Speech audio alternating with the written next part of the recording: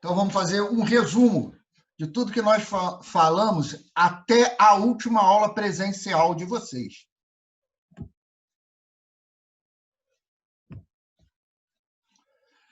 Como são 4 aulas que vocês vão ter, nós vamos dar depois, a quarta, a maiorzinha, a gente vai interromper entre a terceira e a quarta.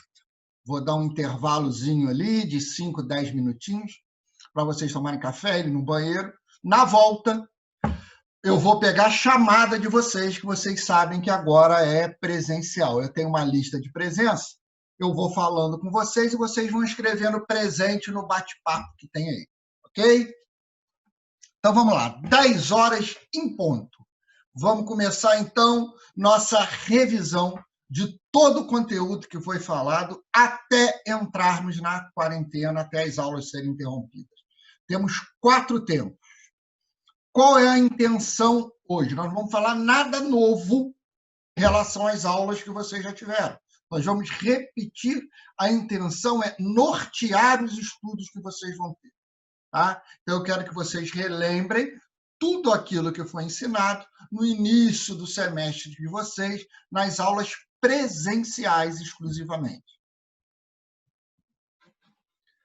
A primeira aula, que vocês lembram, foi a aula de nomenclatura cirúrgica, que é uma aula importantíssima. E vocês vão carregar o resto da vida médica de vocês. São termos, são jargões que vocês precisam estar familiarizados. Lembrando, eles podem vir normalmente do latim ou do grego, e esse nome significa o que eu estou fazendo. Então, é uma maneira de uma palavra falar qual é o procedimento e o que o paciente está sentindo, o que está acontecendo com o seu paciente. Nós temos sempre uma raiz que indica a estrutura do corpo ao que está relacionada com a intervenção. E temos um sufixo. Esse sufixo indica a intervenção cirúrgica. Nós vamos falar de intervenções cirúrgicas, de procedimentos cirúrgicos, que nossa aula é de fundamentos de cirurgia. Então, nós vamos dar ênfase aos procedimentos cirúrgicos. Mas isso é utilizado em toda a medicina. A primeira, laparotomia. Láparo. Láparo significa, ou laparon, significa flanco. O nome correto, o nome mais fidedigno, seria célio. Célio quer dizer cavidade, parede abdominal anterior. Mas, por uso, laparon ficou muito mais conhecido.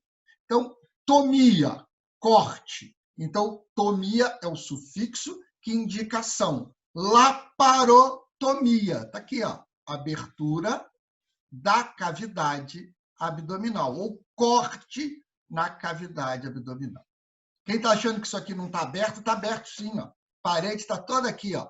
Pele, subcutâneo, aponeurose, o músculo aqui exposto, mais para dentro aqui o peritônio. Isso aqui é um cisto de ovário gigantesco. Vamos para o próximo. Então, algumas raízes, estômago, gastro, abertura, incisão no estômago, para tirar alguma coisa, não sei o que tem ali dentro, um bezoar, quer dizer, um corpo estranho, um pólipo grande, resolveram tirar abrindo a parede do estômago. Então, essa abertura, essa incisão na parede do estômago, gastro, e o corte, tomia, gastrotomia. Se eu retiro um segmento, agora eu vim aqui, retirei esse pedaço do estômago, ectomia. Então, gastrectomia. Você tenta ser o mais fidedigno possível. Como eu não tirei o estômago todo, eu posso chamar de gastrectomia parcial. E aqui eu retirei todo o estômago. Então, uma gastrectomia total. Aqui é uma das cirurgias redutoras do estômago, onde eu tiro parte do estômago verticalmente. É como se eu transformasse o esôfago, alongasse esse esôfago, até chegar na região antral do estômago. A região antral foi a única que ficou preservada. Vocês lembram lá da anatomia? Aqui, ó, o antro. incisura angular, entre a cisura angular e o esfíncter pilórico, eu tenho antro. Então, ele seccionou o fundo e o corpo, ressecou e retirou essa parte. Então, eu chamo de gastrectomia vertical. É uma das cirurgias redutoras do estômago. Opa, desculpa.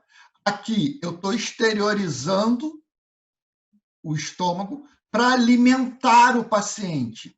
Ostomia, essa terminação aqui, ó, istomia, significa nova abertura, comunicação do meio para outro meio. No caso, o meio, o estômago, a luz do estômago com o meio externo, gastrostomia. Tá? Então, nova abertura do estômago. Para que eu uso esse troço agressivo aqui? Para alimentar o paciente, normalmente. O paciente, por algum motivo, daqui para cima, ele não consegue ter trânsito, não passa nada por ali. Exemplo, tumores de laringe, tumores de esôfago, lesões cáusticas do esôfago, o cara perdeu o som da cáustica e fez uma estenose. Então, por algum motivo, esse paciente não consegue deglutir o alimento e colocar no estômago. E eu preciso fazer uma nova abertura, uma nova boca, entre aspas, para alimentar esse paciente. A gente chama isso de gastrostomia. Aqui, outra cirurgia redutora do estômago, porém, eu não ressequei o estômago. Está vendo aqui? Ó? O estômago está aqui, o normal. Eu seccionei ali o fundo do estômago, fiz uma gastrotomia, cortei o fundo do estômago. E essa região aqui, o final, que é o restinho do fundo, o corpo e o ânus, ele ficou. Por isso que eu não posso chamar de gastrectomia, porque eu não retirei. Ele ficou aqui.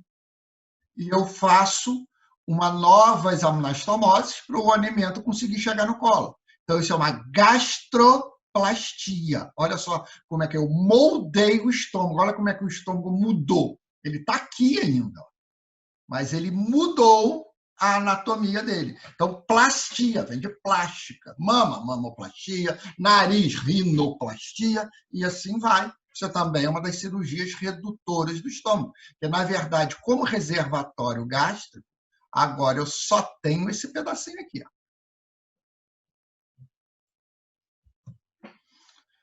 Sutura do estômago, rafia. Gastrorrafia. Então, gastro, estômago, sutura, rafia.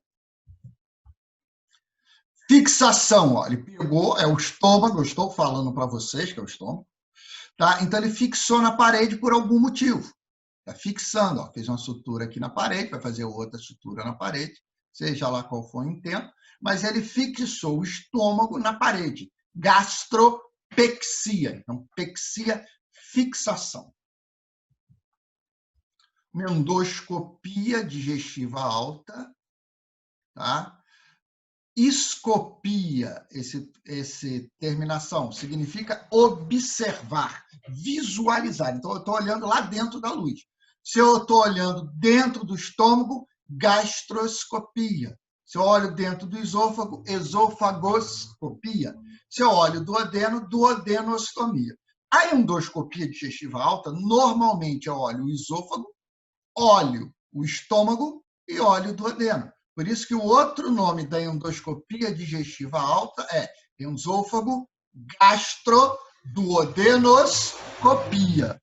Endoscopia, olha.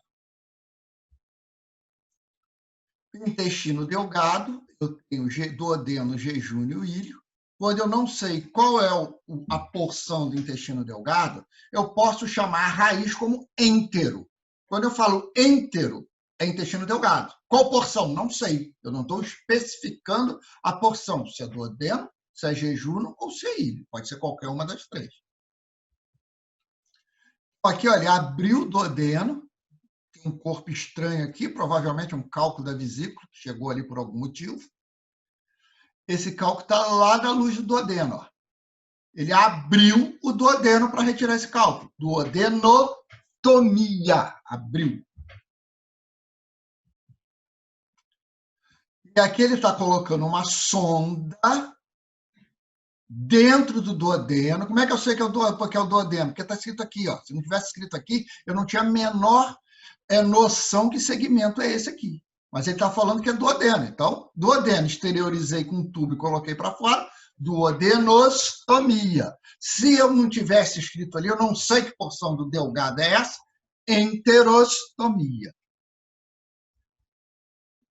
Mais uma vez, ó, jejúnio e ilho, ó, não sei, enterostomia. Lembrando que o jejúnio é menor, 2/5 do delgado, e o ilho é a porção maior. Abrindo lá, uma alça de delgado. Não falei qual é. Enterotomia. Se eu sei que é o jejúnio, jejunotomia. Se eu sei que é o ilho, iliotomia. Então, tomia, abertura. Ectomia é retirada, então retirei um pedaço de uma alça de delgado, enterectomia.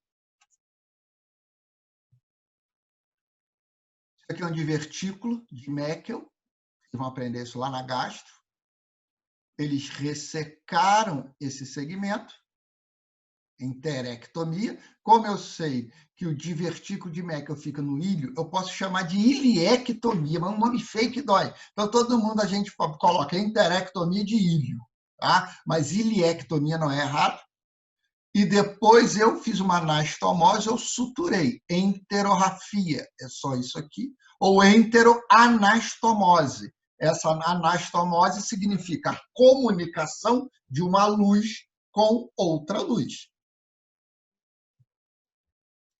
Aqui eu exteriorizei uma alça de jejum para alimentar. O ideal, quando você vai fazer essas ostomias para alimentar, é tentar ser o mais fisiológico possível. Então, é melhor você colocar no estômago, depois no duodeno, depois no jejum. Óbvio que eu tenho algumas limitações. O duodeno dá muita deiscência, abre muitos pontos. Então, a gente procura não usar muito duodeno para fazer essa alimentação. Vocês lembram que o duodeno também é mais fixo por causa da cabeça do pâncreas? É difícil encostar ele na parede. Então, o duodeno, raramente a gente faz isso. O estômago é a principal via, que o alimento chega primeiro no estômago. Mas se ele tiver um câncer no estômago, obstruiu, não adianta eu colocar o câncer no estômago. Já sei que no duodeno não fica muito bom, pelos motivos que eu já falei. Então, ele optou por fazer no jejum, normalmente 20 a 30, até 40 centímetros do ângulo de trás, que é a deflexão do adeno jejunal. Ele colocou, fixou na parede, jejunopexia, e botou uma sonda, vocês estão vendo a sonda aqui, ó, dentro desse segmento. E exteriorizou. Jejunostomia. Para que ele exteriorizou? Para alimentar esse paciente pela jejum. Mostrando uma jejunostomia cirúrgica, que ele pegou a alça de jejum, seccionou a alça de jejum, jejunotomia, seccionou, olha lá, entrou aqui dentro, colocou uma sonda, exteriorizou pela parede, olha ela saindo aqui, ó. Aí ele vai fixar essa alça aqui na parede, jejunopexia, e a sonda ele vai alimentar pela comunicação do epitélio da pele, pela luz da pele, com a luz que está dentro do jejum. Jejunostomia. Por algum motivo, eu retirei o cólon todo, colectomia total. Tirei todo o cólon. Todo o cólon que está aqui. Ó.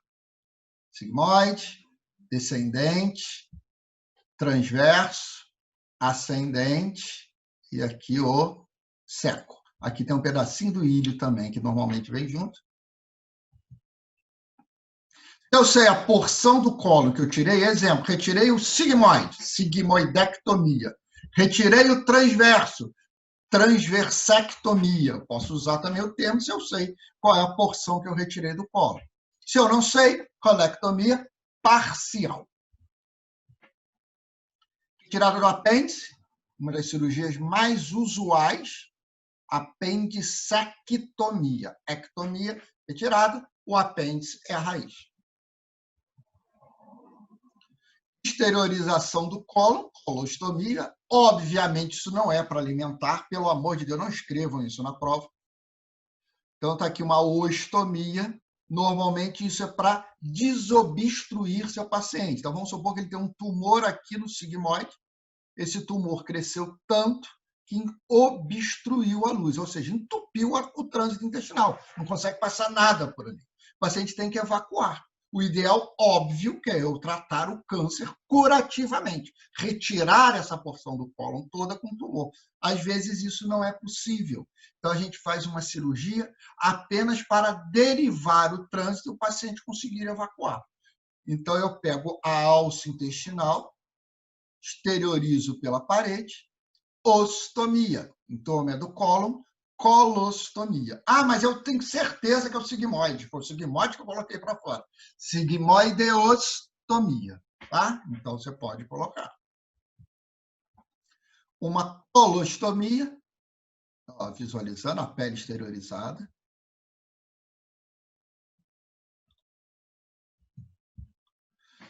Existe a anastomose, que a gente já falou um pouquinho antes, é a comunicação de uma luz de algum órgão com a luz de outro órgão. Então, isso se chama anastomose. E é sempre seguindo a anatomia. Quando você vai falar qual é a estrutura, primeiro de onde vem para onde vai. Então, exemplo aqui, ó, ele tinha um tumor de corpo gástrico e ele retirou parte do estômago. Gastrectomia parcial. Então, ectomia retirada, retirei o estômago, gastrectomia parcial. Lembra que eu falei para vocês que o duodeno é fixo? Então, ele não consegue fazer uma anastomose do duodeno com o estômago lá em cima. Ele não conseguiu. Se ele consegue, é uma gastro-duodeno-anastomose. Como o duodeno não chegou lá, ele fechou o duodeno. Ó. Rafia do duodeno. Duodeno-rafia. Fechou o duodeno. Esse segmento ficou fechado. Duodeno, duodeno, duodeno. A última porção, que é a porção ascendente. Flexura flexura duodeno jejunal, ou ângulo de Treitz, pegou mais ou menos ali a 40 centímetros, ele pegou esse segmento do jejum e jogou aqui em cima no estômago. Então, ele fez uma anastomose gastro-jejunal, ou gastroenteroanastomose, que você preferir chamar.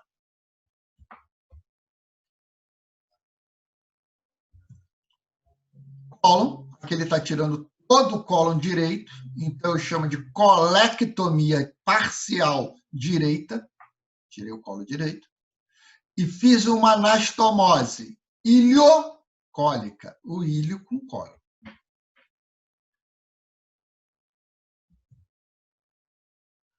Por algum motivo, esse segmento estava doente, não foi possível ressecá-lo, seria enterectomia, ele desviou o trânsito, fez uma anastomose laterolateral de intestino delgado. Laterolateral. Uma enteroanastomose. Você não precisa repetir. Enteroanastomose. Ah, não, eu sei que isso é jejum, anastomose. Você só fala uma vez só e você interpreta como se fossem as duas alças. Lateral, terminal. Só para vocês terem noção. Retirada do fígado, hepatectomia. Posso chamar de hepatectomia esquerda, hepatectomia direita. Quando eu tiro só um segmento do fígado, eu falo segmentectomia hepática e por assim vai. Sutura do fígado, hepatografia. Cirurgia de retirada da vesícula biliar, colecisto. Retirada, ectomia, colecistectomia. Retirada do útero, estero. Retirei o útero todo, esterectomia. Se eu tirei a trompa, salpingectomia. Se eu retirei o ovário, oforectomia. Então, tá aqui, ó, retiro um tumor de ovário. Vem a diferença, né? Aqui, um ováriozinho normal, o tamanho dele em relação ao útero. E agora, olha o útero aqui, olha o tamanho desse ovário. Então, a suspeita de neoplasia maligna. Olha o outro ovário aqui, pequenininho. Então, foi retirado esse ovário. Oforectomia, ófaro, ovário.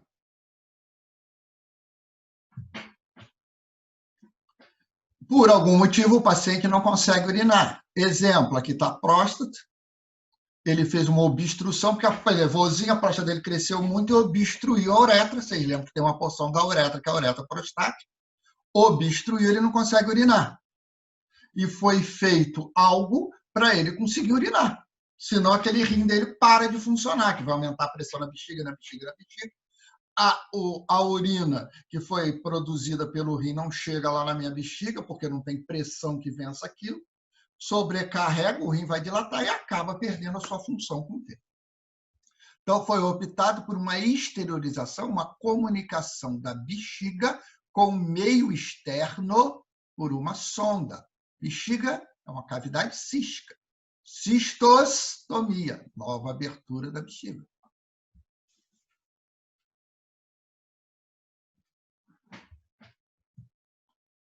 Mesma coisa, você exterioriza a traqueia, traqueostomia. Tem várias indicações de fazer isso, tem complicações, mas está aqui a traqueostomia. Aqui, o paciente fez uma pneumonia, por algum motivo, apareceu com derrame pleural, ó, líquido. E eu vou colocar uma agulha, vou puncionar, ó, a agulha no tórax, puncionei e tirei aquele líquido que estava lá no tórax. Centese, punção. Puncionei o tórax, toracocentese. Posso chamar também de pleurocentese, cavidade pleural.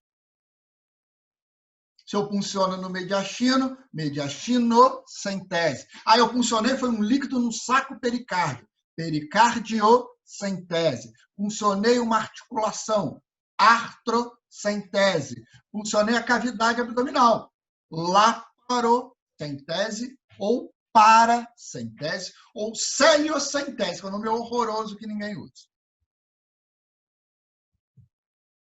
Ok? Então, terminamos nossa primeira aula, levamos em torno de 20 minutos. Então, é essa a intenção hoje, realmente, essa aula, a primeira aula é a menor. E agora vamos começar a nossa segunda aula, que é técnica asséptica, antisepsia e esterilização. Mais uma vez, o que a gente precisa aprender nessas aulas?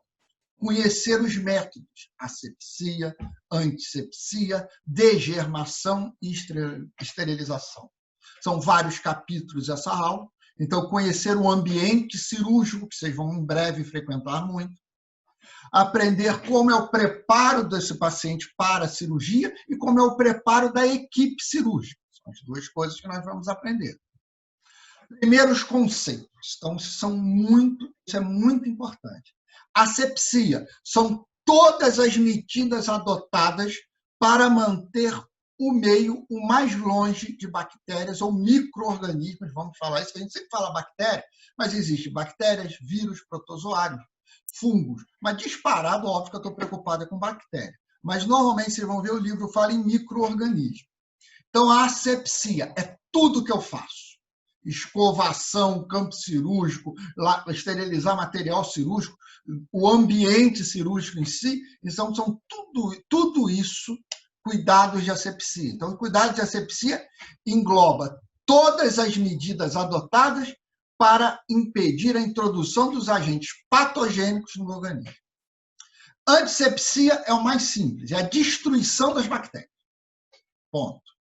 Degermação é uma maneira, é o ato de reduzir os micro-organismos de pele e de outros tecidos. Então, degermação. Exemplo clássico, a escovação, que nós já vamos falar. E esterilização, agora sim, é a ausência de qualquer meio de vida. É o que a gente faz no instrumental cirúrgico. Então, para ficar mais fácil, para vocês não esquecerem isso, asepsia é tudo. Tudo aquilo que eu faço para manter o meio livre de germes. Antisepsia é a destruição dos germes. Degermação é a utilização de um antisséptico, que pode utilizar um meio químico, que são os antissépticos propriamente dito, o meio físico, que é a escovação propriamente dita, tá? Para diminuir o número de micro-organismos, principalmente pele e mucosa. Esterilização, estéril, ausência de qualquer meio de vida. Normalmente, estéril é aquilo que entra em contato direto com o paciente, com a intimidade do tecido. Luva cirúrgica, avental, instrumental cirúrgico, tudo tem que ser estéril. Ou seja, aqui, ó, asepsia, tudo que leva, todas as maneiras que eu levo. Antisepsia é a destruição das bactérias.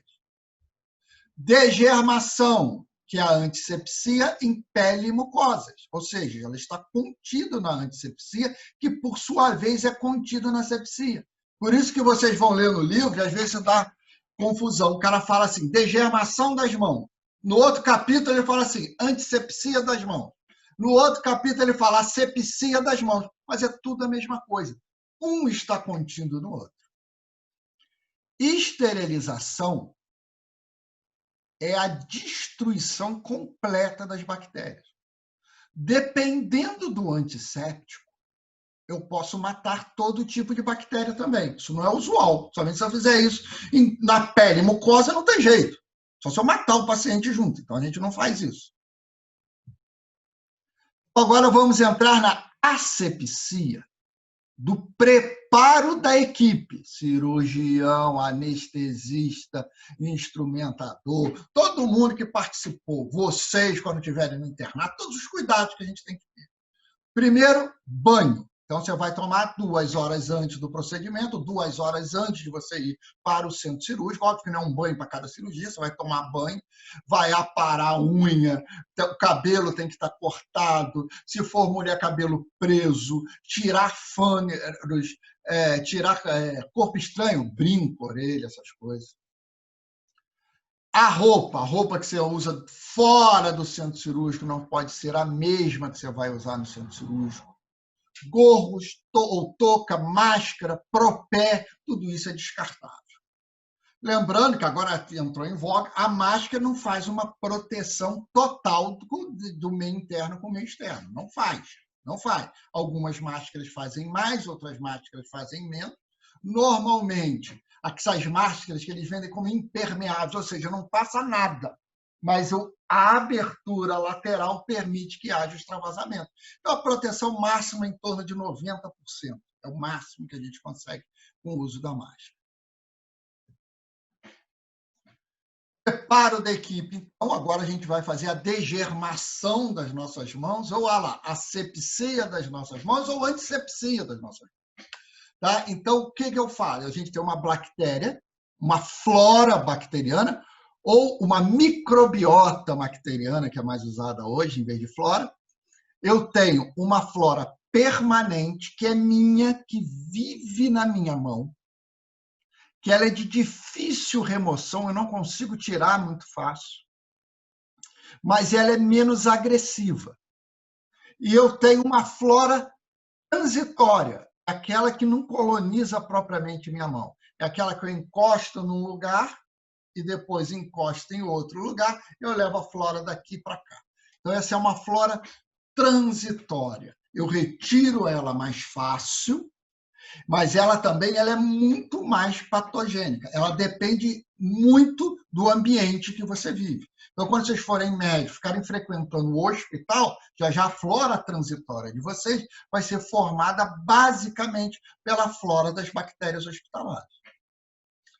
Então, quando eu faço a asepsia das mãos, eu quero tirar a flora móvel, que é a flora transitória, que é a flora de maior virulência, e parte da flora fixa. Eu não consigo esterilizar minha mão, deixar minha mão sem bactéria nenhuma. Então, isso é um dado importante para vocês.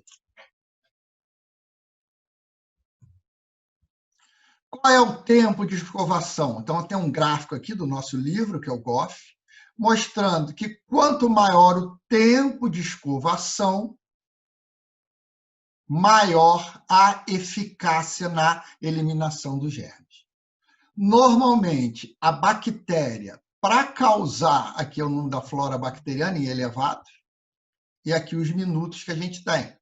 Normalmente, a flora bacteriana capaz de causar infecção é superior a 10 à quinta, 100 mil bactérias por milímetro cúbico.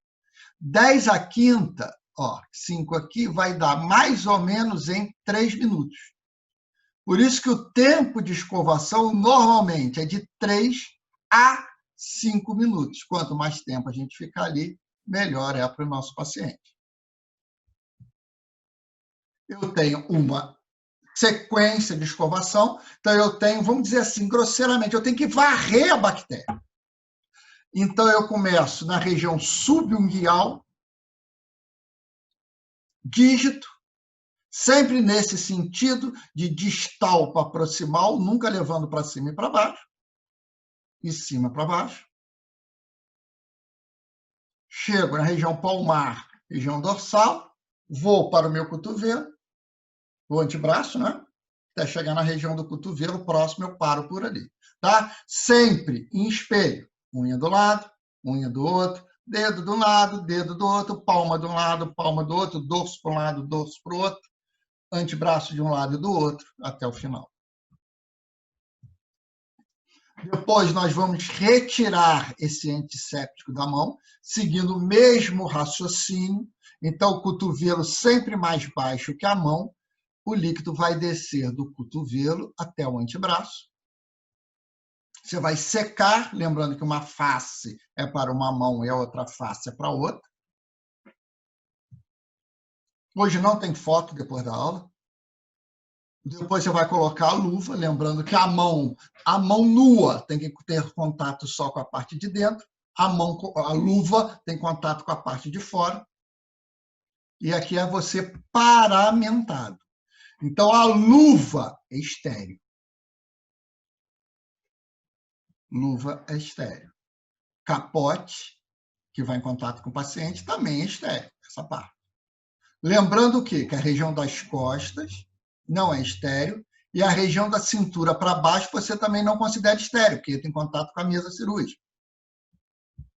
Gorro, máscara, que também não são estéreis, são descartáveis. Você usa uma vez e elimina. E como eu faço essa degermação da mão? Através de antisséptico, ou seja, de produtos químicos que levam à destruição das bactérias. Então, esses são meus antissépticos. O antisséptico ideal, que não existe, a gente tenta chegar ao mais próximo disso, seria solúvel em água, eu consigo dissolver ele na água em partes homogêneas até que ele seja mais inativo, não mancha nem pele nem vestuário, ser estável e ativo em baixas concentrações, então não preciso de muita coisa, eu posso diluí-lo bastante, pegue o maior número de micro-organismos o possível, atue em contato com a minha pele por bastante tempo, não seja tóxico, ou seja, nem a mim, nem ao paciente, nem à flora, nem ao meio envolvido, desculpa, e seja bem baratinho. Então, esse é o nosso antisséptico ideal.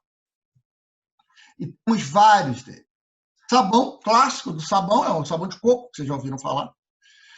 Ele apresenta atividade contra gram-positivo e bacilo alcoácido resistente, exemplo, tuberculose.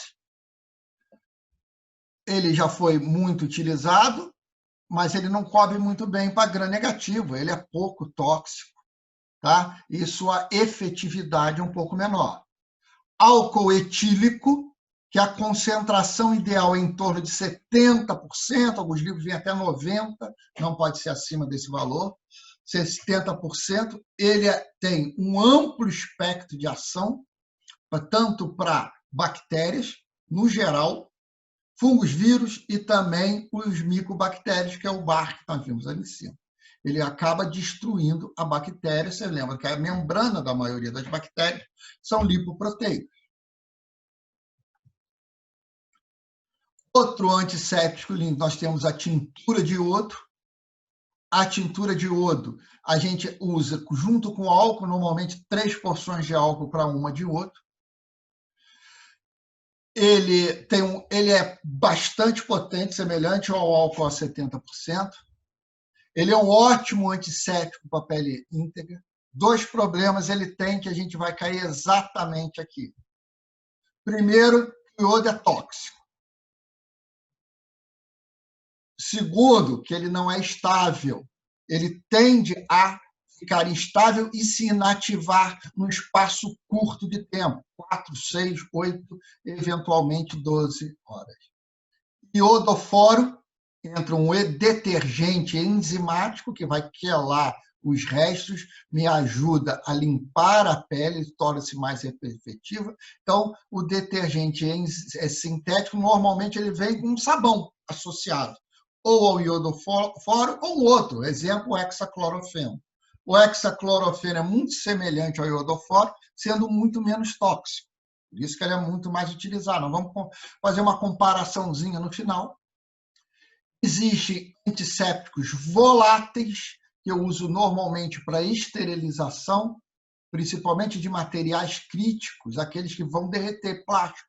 Então, sonda vesical, sonda nasogástrica, fios de sutura, são materiais que não toleram calor, que é que normalmente a gente esteriliza. Então, a gente usa o óxido de etileno ou óxido de propileno. Aqui está a comparação entre os antissépticos que a gente utiliza de maneira desgermante, pele e mucosa. O melhor hoje é o álcool, não há dúvida nenhuma. Ela tem uma ação rápida, o que não deixa ela ser o ideal é que o álcool evapora, então ela tem pouco efeito residual. E à medida que o tempo vai passando, as bactérias vão recolonizando a nossa pele. Lembrando que a concentração tem que ser de 70%. A clorexidina, que ela só não é tão efetiva aqui contra o micobactério, mas as principais bactérias da mão são gram-positivos. Ela, a tempo que ela começa a atuar, é um pouquinho mais lento que o álcool, mas ela tem um efeito residual muito maior. O iodo é muito semelhante à clorexidina, porém ele é mais tóxico à pele, ele mancha o vestuário. Então, esses são os... O iodoforo, normalmente é ligado, então, a um sabão. Triclosan a gente não utiliza muito mais, foi na época inicial isso. Então, a gente tem aqui os 3 principais. Hoje, o principal antisséptico é o álcool a 70%. Clorexidina passa a ser segunda escolha, juntamente com o composto de iodo. Agora, o material, coisas que eu esterilizo.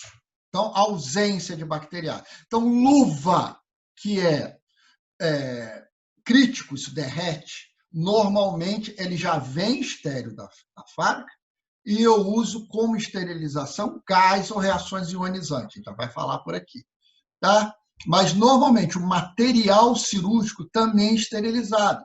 E esse é esterilizado em ambiente cirúrgico, normalmente utilizando calor. Então, a esterilização do material cirúrgico pode ser feita em calor seco, que não é muito mais utilizado, que são as estufas, onde eu preciso de uma alta temperatura, em torno de 180 graus, durante um tempo em torno de 20 minutos. Quando eu utilizo calor úmido, a diferença, eu uso também vapor de água em forma de pressão, não vapor de água isolado, senão eu fervia material cirúrgico, não é fervura. Tá? Eu utilizo o vapor de água para dar pressão. Como eu aumento a pressão, a temperatura pode ser menor e o tempo que eu utilizo para esterilização também é menor. São os autoclaves. Estão aqui. E hoje, o autoclave é a forma mais confiável de destruição da microbiota. Eu tenho a solução aquosa de glutaraldeído, é normalmente utilizado em equipamentos anestésicos, em endoscopia digestiva ele é muito usado. Temos a glutaraldeído, que já está saindo um pouquinho do mercado, porque ele é um pouco cancerígeno, e a gente tem também o peróxido, que hoje está ficando. Eles atuam, é um antisséptico líquido, que a gente utiliza em materiais críticos, exemplo, o endoscópio, que é de borracha, não tem como esterilizar, porque se eu botar no autoclave ele derrete, se eu usar um outro meio, torna-se muito caro. Então, você acaba usando esses períodos em imersão em soluções aquosas. Glutaraldeído e o peróxido são os mais utilizados. Você lembra lá do nosso gráfico, da nossa bolotinha lá? Que a gente fala da antisepsia, tem uma perninha na esterilização. Então, está aqui o nosso exemplo, é o uso de glutaraldeído e o peróxido. Radiações ionizantes também são utilizados em produtos termoplásticos, quando a gente deu o exemplo, que são as luvas.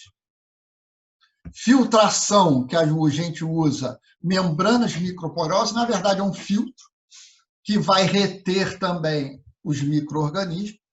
Ele é utilizado em hemodiálise, é um grande exemplo.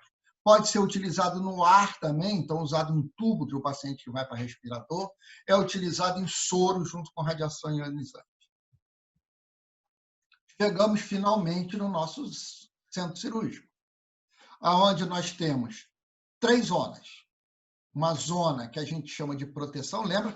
Proteção por quê? Porque eu não posso entrar dentro do centro cirúrgico simplesmente. Tem que proteger o meu ambiente cirúrgico dos micro-organismos. Tem uma zona limpa, que é a zona onde eu vou chegar propriamente dita dentro da minha sala de cirurgia, e a sala de cirurgia, onde eu chamo de zona estéril ou zona asséptica. Então, está aqui. Ó. Aqui esse é o nosso hospital. Aqui vai lá para a clínica cirúrgica hoje. Esse aqui é o corredor. Aqui é o CTI hoje.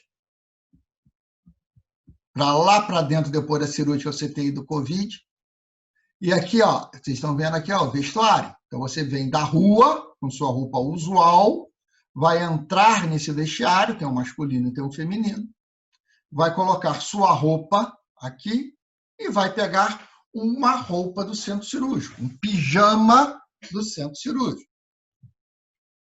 Os pacientes entram por outra porta, que a gente chama de zona de proteção, está aqui, ó. O paciente vem numa maca, então ele vem por aqui, a maca para aqui, e entra para a zona limpa, aqui outra maca aqui dentro. Vocês vê a diferença do pé para um lado, pé para o outro, só a parte de cima entra. E aqui são os corredores do centro cirúrgico, que é o centro cirúrgico, você vê que é tudo limpo, por isso chama de zona limpa. A tinta que pinta é a óleo para ser lavável, o piso tem que ser lavável, a conexão entre um piso e o outro tem que ser plana para não reter sujicidade. O rodapé tem que ser arredondado, tudo para você poder limpar mais facilmente. E, finalmente, chegamos na sala, no ambiente cirúrgico, na zona estéril ou asséptica, por causa dos cuidados de asepsia.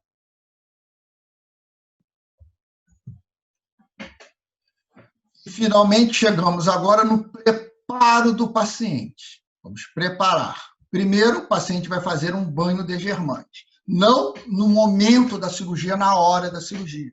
Porque você tem que dar um tempo da própria flora dele proliferar. Você quer tirar a flora transitória, basicamente, e manter aquela minha flora fixa, a flora residente dele. Então, o paciente toma banho na véspera do procedimento. Tricotomia é feito no ambiente cirúrgico, porque você sempre causa microlesões naquela pele, e aquilo predispõe a bactéria a colonizar aquelas soluções de continuidade. Vamos escolher a solução de antisséptico que a gente vai usar, álcool a 70%, clorexidina e iodo, são os 3 mais utilizados hoje. Vamos identificar o campo operatório, a área que nós vamos operar. Vamos degermar, retirando aqueles resíduos, fazer uma limpeza inicial. Depois a gente faz a antisepsia propriamente dita, com álcool a 70, com iodo ou clorexidina. Temos um fluxo natural para fazer isso. Depois a gente põe o campo cirúrgico, que é estéril. E, finalmente, a gente começa o procedimento cirúrgico. Então, está aqui, ó, estamos degermando. Ó, você vê com auxiliar, uma luva não estéril, a roupinha do centro cirúrgico, ele está lavando a cavidade abdominal. Depois disso, a gente retira com uma compressa, seguindo o mesmo raciocínio da mão, não vai e volta, então a área da incisão para fora. Depois, ó, agora sim, ó, o profissional já está de capote cirúrgico, luva estéreo. Então, vocês veem que eles vão seguindo o trajeto. Então, primeiro a área da incisão, depois eles vão seguindo lateralmente em paralelo, nunca voltando à primeira área. Campo cirúrgico, o paciente vai tirar essa safena para fazer uma cirurgia cardíaca, uma ponte de safena. Protegendo, ó, então ele vai deixar só a área que ele vai utilizar exposta. Campo cirúrgico.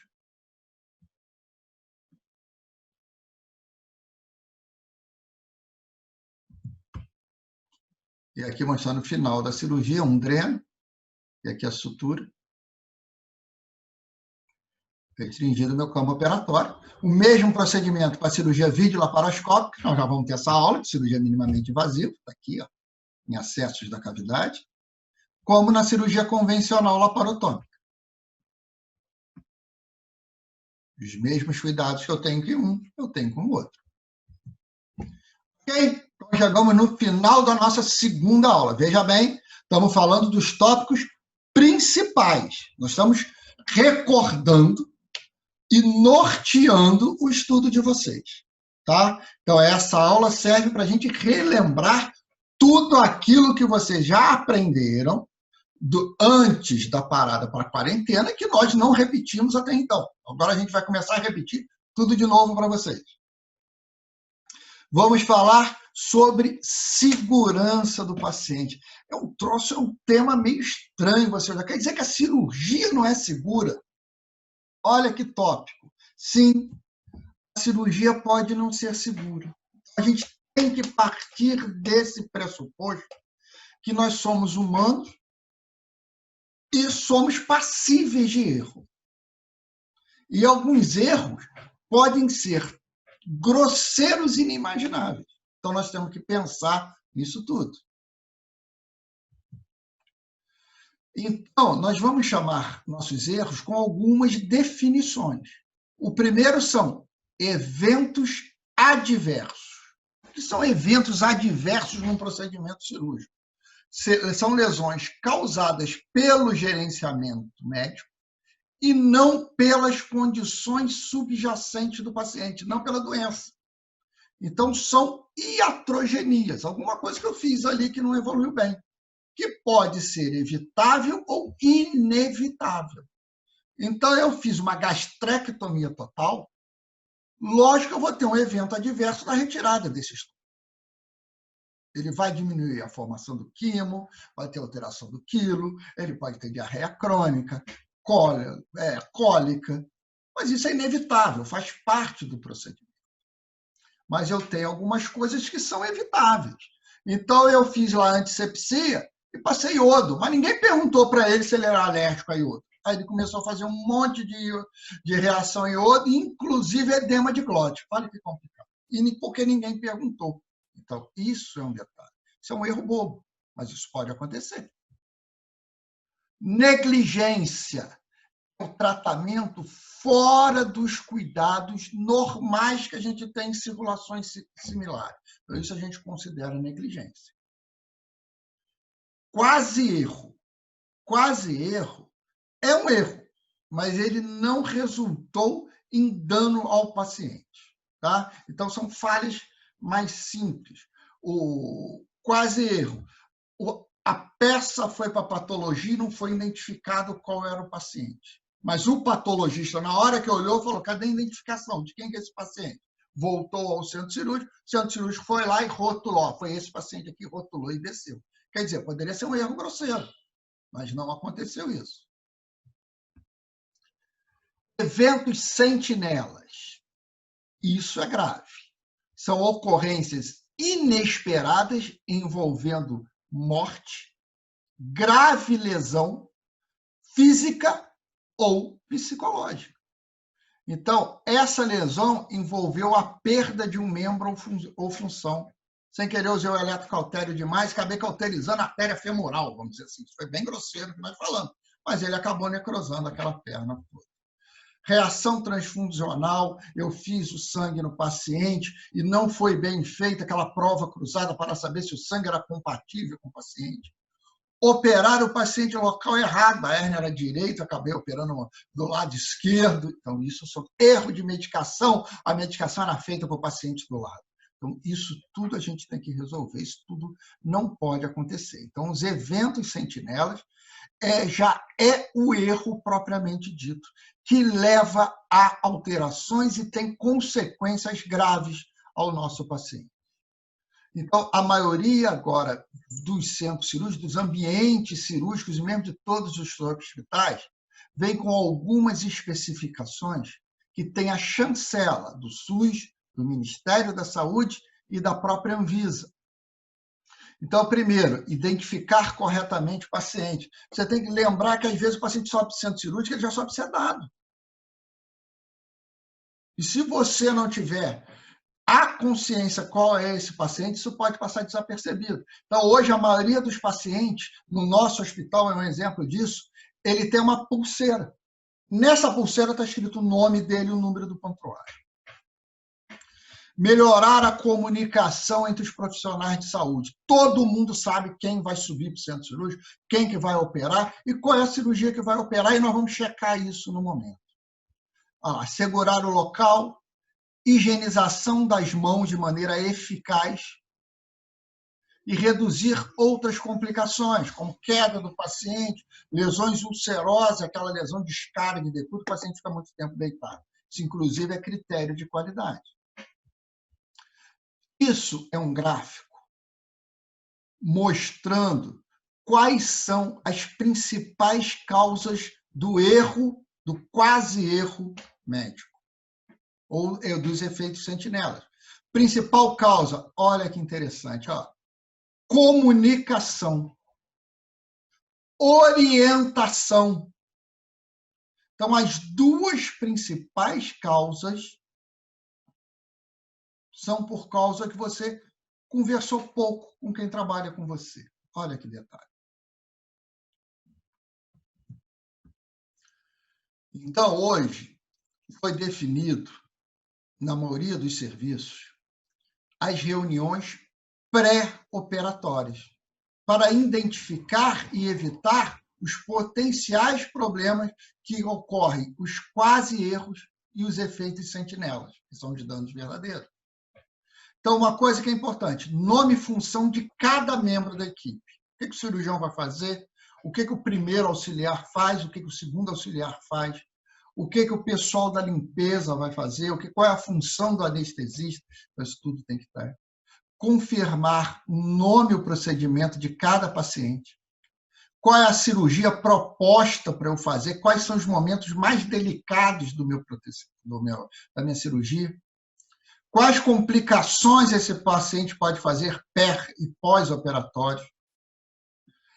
Precisa de antibiótico? Qual, por quê e quando vamos fazer? Mesma coisa para a TVP, que é a trombose venosa profunda. E as reuniões pós-procedimento.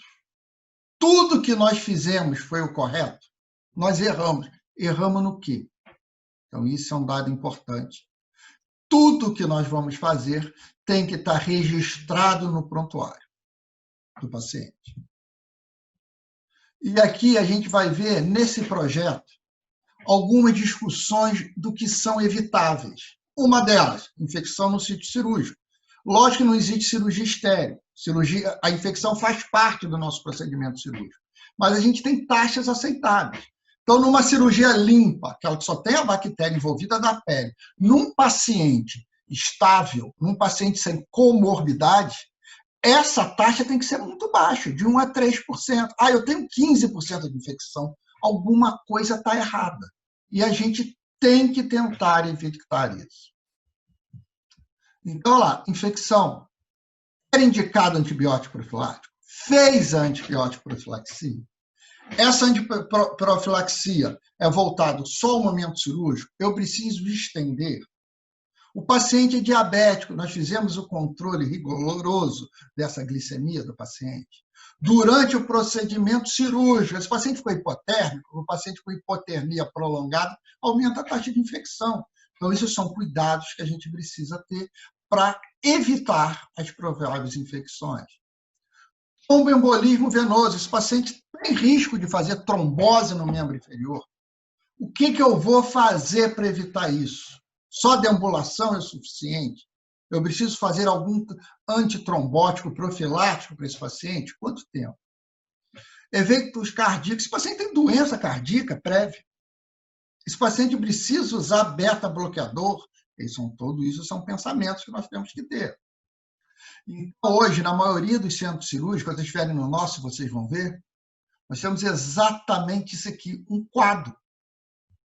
Esse quadro aqui está escrito só no nosso, é um pouquinho mais prolongado. Você coloca o nome do paciente, entrou, é aquele quadro que você consegue limpar, e você coloca qual é o nome do paciente que entrou ali. O paciente vai operar o quê?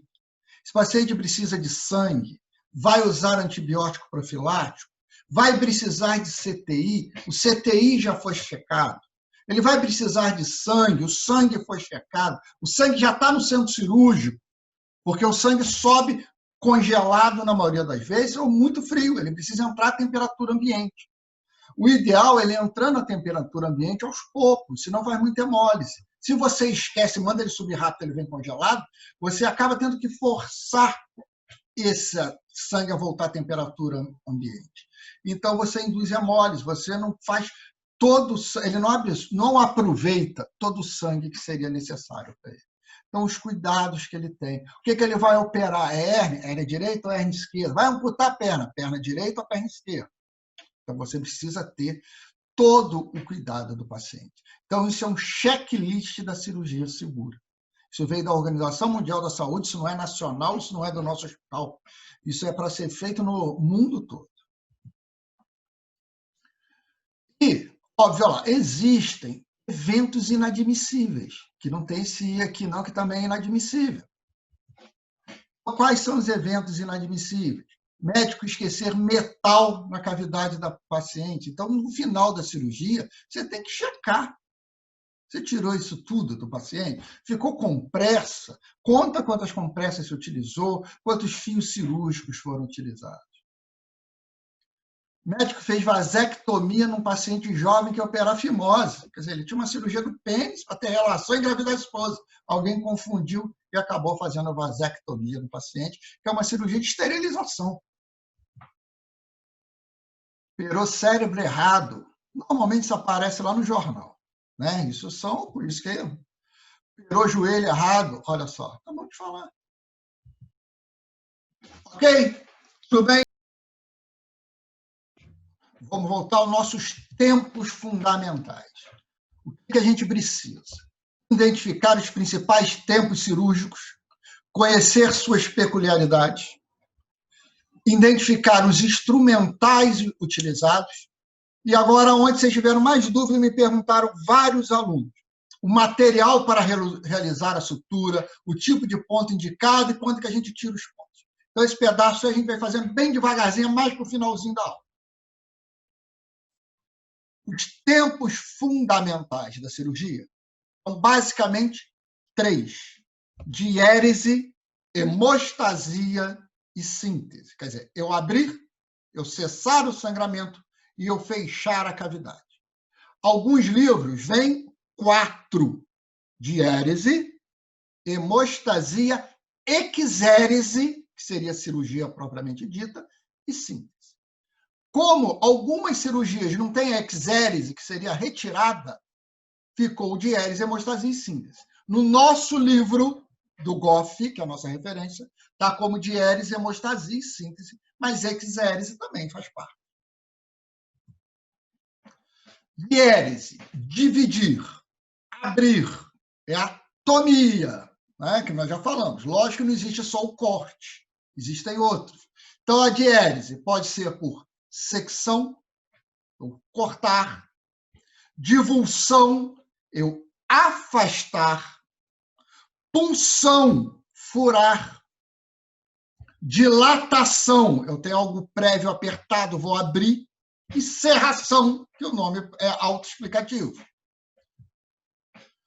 Então, as diéreses mecânicas. Primeiro, incisão, que é feita com instrumento de corte. Nós vamos cortar. Então, está aqui a secção ou incisão, que a gente vai abrir o tecido. Então, aqui a gente tem um bisturi, fazer uma secção em um tecido, provavelmente pele, pelo nosso desenho. Punção, a gente usa normalmente para drenar coleções líquidas. Igual nós falamos lá no início, toracocentese ou pleurocentese. É uma punção para esvaziar, para coletar o líquido do espaço pleural.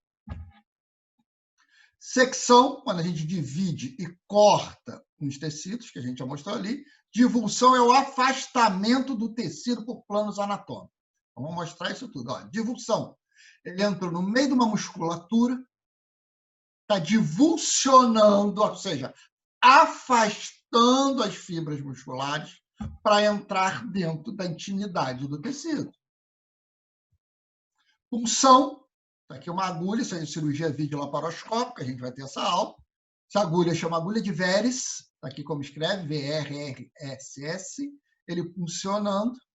Então, você vai lá e faz uma punção, é algo semelhante a uma agulha. Dilatação, onde você aumenta o diâmetro de uma estrutura física. Uma coisa que é muito feito isso, colo do útero. Então, você tem que coletar o material lá do endométrio. Vocês já sabem, endométrio é aquela mucosa que reveste a cavidade uterina. Eu preciso coletar. O colo, ele tem um orifício, o colo do útero, mas ele é fechadinho.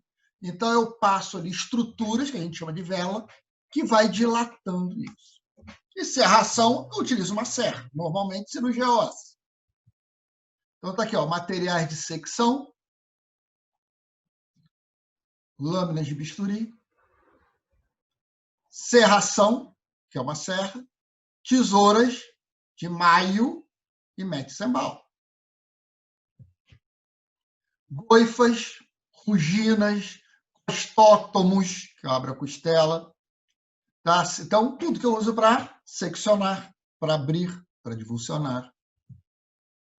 Outro costótomo, você encaixa uma costela aqui e resseca para fazer toracotomia. Às vezes o espaço é muito pequeno, então você acaba optando por tirar.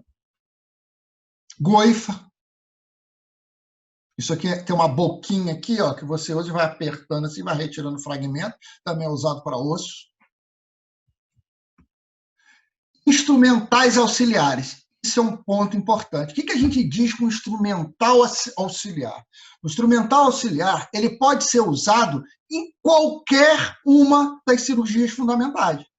Se eu usar junto com bisturi, cortando o tecido, é um instrumento auxiliar de direse. Então, eu posso usar uma pinça anatômica para levantar o tecido e me ajudar a cortar. Mas se eu pegar um porta-agulha e der um ponto com a pinça anatômica, ela é uma pinça auxiliar de síntese. Então, as pinças auxiliares dependem do que eu estou fazendo no tecido. Eu tenho várias delas.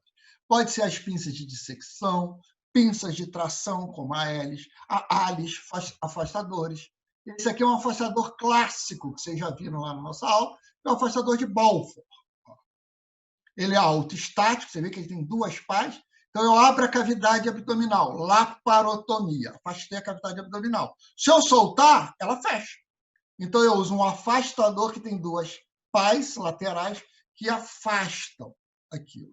Junto com um afastador que você vê que tem o formato mais ou menos do pubis, que é o afastador suprapúbico. Você encaixa, aciona, e ele vai abrir e aumentar a minha cavidade abdominal.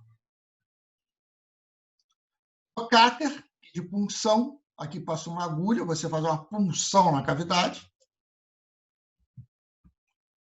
Outras auxiliares, uma tesoura, tá? Posso utilizar. Um dissector. E posso fazer diérese física. Como? Utilizando temperatura, basicamente os bisturis elétricos, então são materiais térmicos. Crioterapia, onde você congela determinados segmentos para retirar, normalmente isso é feito em pequenos tumores. E ressecção a laser, onde você usa um feixe de radiação. Então, mostrando aqui para vocês, ó, laser. Olha, o afastador, que está usando para diérese, ó, ele está abrindo com bisturi elétrico, ó, então térmico. Crioterapia, ó, está congelando uma pequena lesão de pele. E assim vai. Hemostasia, estasia, parar, ceder, deter. Sangue. Então, hemostasia é parar o sangramento, que pode ser definitivo, pode ser preventivo ou temporário. Temporário é feito de uma intervenção cirúrgica para impedir que comece a sangrar. Então, antes de sangrar, eu paro. Exemplo clássico, o cara tem uma lesão na mão, a mão tem muita terminação nervosa e muita vascularização, ela sangra muito. Então, eu posso passar uma faixa e garrotear meu antebraço e diminuo o sangramento da mão, porque quando eu garroteio aqui, eu estou comprimindo a radial e a ulnar e eu não tenho sangramento na minha mão, e que me facilita. Isso é temporário. Quando acabar a cirurgia, eu solto o garroteamento e o fluxo sanguíneo retorna. E pode ser definitivo, através da obliteração total desse vaso sangrando. Mostrando uma pinça clássica, que a gente chama ela de bulldog. É igual um grampeadorzinho, você vai um clipe, você vai lá e clipa o vaso, depois eu posso tirá-lo. Hemostasia definitiva, então. Ligadura, que nada mais é que a amarração dos vasos. Então, tem um vaso sangrando, eu pinço aquele vaso e ligo o vaso. Fotocalculação, que eu uso normalmente laser. Sutura, onde você dá um ponto que engloba tecido e o vaso, exemplo, no útero. Quando você vai tirar o neném, você abre o útero sangra muito. Então, tem o miométrio, que é a musculatura do útero, cheio de vasos de grosso calibre, porque o útero está enorme, precisa de uma irrigação sanguínea grande para alimentar o bebê, para ir lá para a placenta. Então, aqueles vasos do útero ficam muito calibrosos. Não dá para você ligar um por um. O que você faz? Você faz um ponto e, à medida que eu vou suturando o miométrico, eu vou fazendo a hemostasia. A hemostasia temporária, a principal compressão digital. Então, o cara chegou por algum motivo, lesou a artéria radial, está sangrando. Quero parar de sangrar, o que eu faço? Comprimo. Então, compressão digital é um método de temporário. Como é que eu faço a definitiva? Vou ali, olho, coloco uma pinça, que vai ser temporário também, e faço a amarração, ligo esse vaso. Outro é o garroteamento, que a gente já deu exemplo, que são as faixas. Aqui mostrando outras pinças hemostáticas, aqui é para grandes vasos. Tá? Outra pinça hemostática. Então, a pinça vai lá, comprime o vaso, faz a hemostasia. Mostrando outro tipo de pinça. Essa é uma clássica, chama pinça de Satinsky, é muito utilizada. Tá? Ela tem várias curvaturas que me facilitam clampear o vaso, e vários calibres também. Pinça de Baker, que normalmente é para aneurisma de aorta, porque ele dilata muito, então você vê que ela é bem maior, mas você pode usar o Satinsky também, não há problema algum. Pinças de Cooley, pinça Mixter, a gente usa muito essa pinça em cirurgia de colicistectomia, por exemplo, para dissecar a vesícula biliar e depois para clampear a artéria e o ducto cístico. Pinça de Rochester, pinça Kelly e pinça Cralli. Ah, qual é a diferença da Cralli para a Rochester? É igualzinho na foto. A Rochester é grande, a Cralli é pequena. Tá? Então, mas normalmente elas são semelhantes. Para a cirurgia laparoscópica, ou mesmo cirurgia aberta, nós temos os grampeadores. Ó, você usa um grampo, qual o grampo de caderno, vamos dizer assim. Tá? Você vai lá, aperta, esse grampinho vai se unir e vai fechar, fazendo hemostasia. E o terceiro tempo, que é a síntese, que é a aproximação das bordas dos tecidos. Então, para entrar na cavidade abdominal, tem que fazer diérese. O vaso sangrou, faço hemostasia. Faço a cirurgia propriamente dita, que seria a exérese. E, no final, eu vou reconstituir esses tecidos.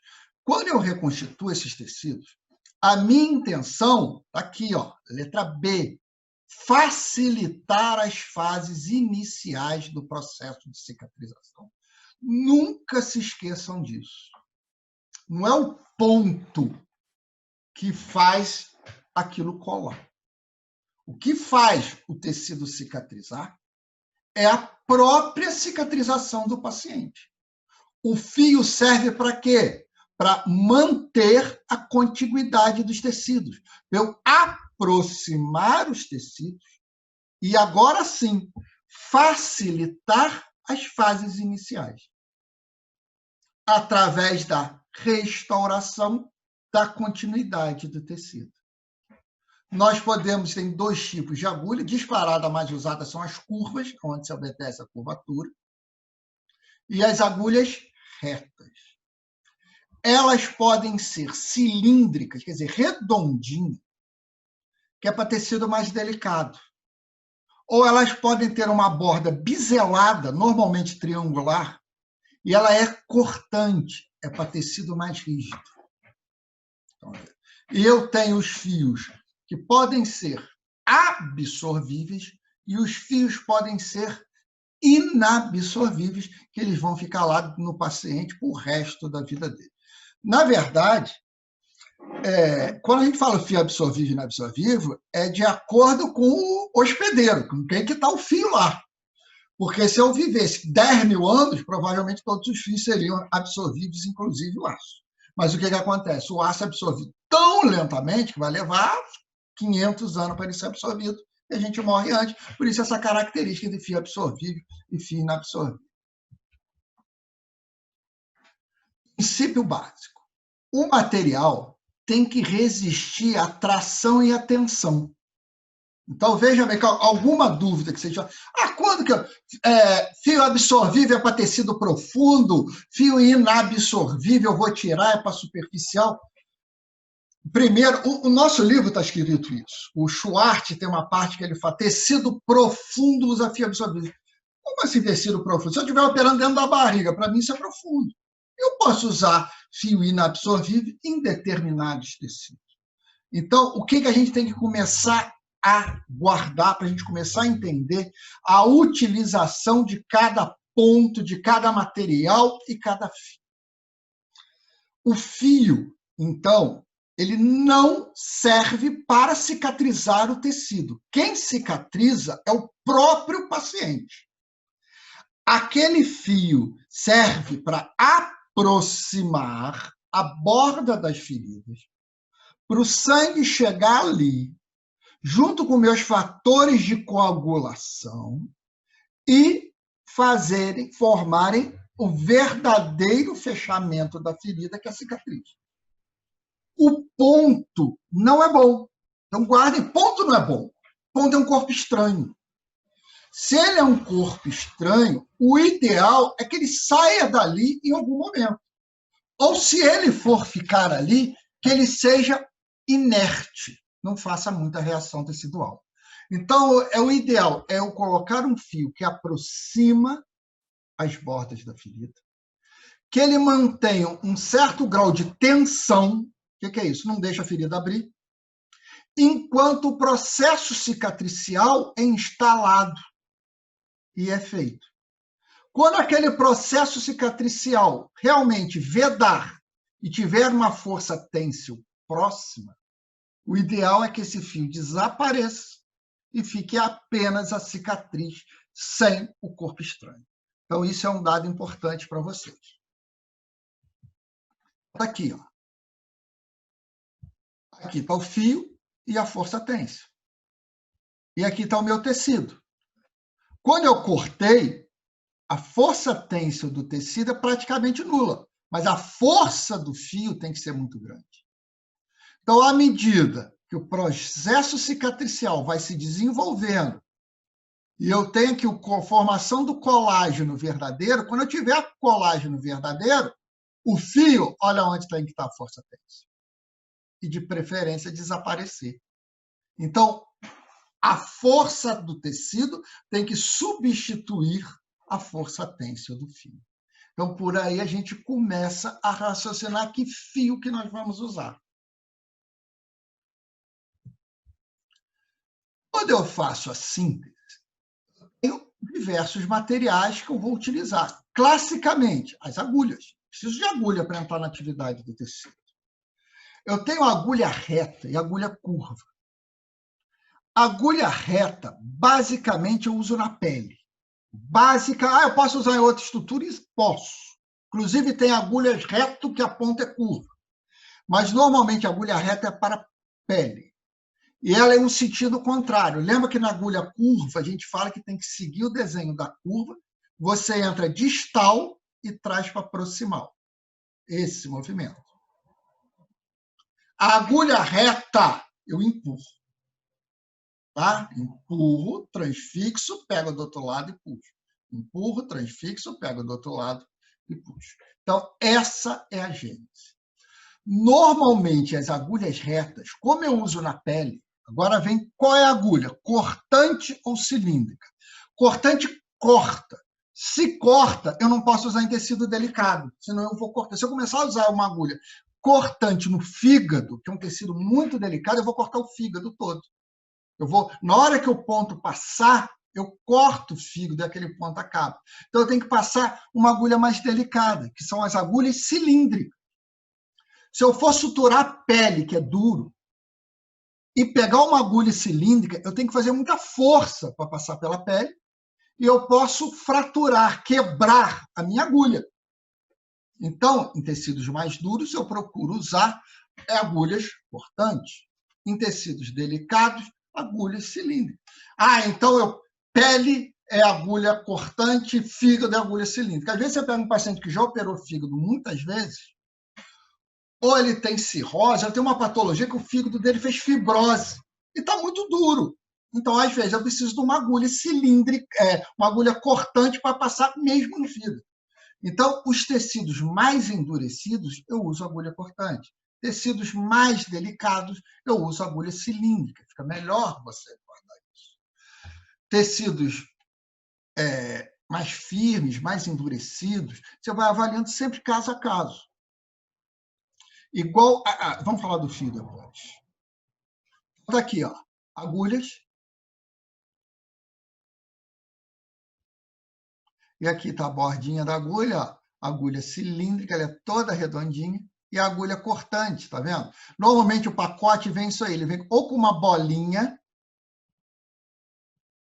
ou com um triângulo. Triângulo indica a borda cortante, cilíndrica indica a borda traumática. Ó, a agulha cilíndrica e a agulha cortante.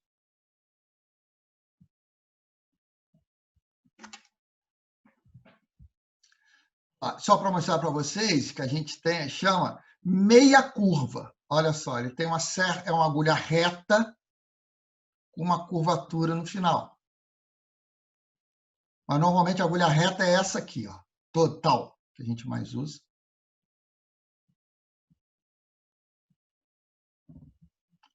Normalmente, basicamente, são para suturas de pele. Guardem isso. Eu posso usar em outras estruturas? Posso. Normalmente não é utilizado.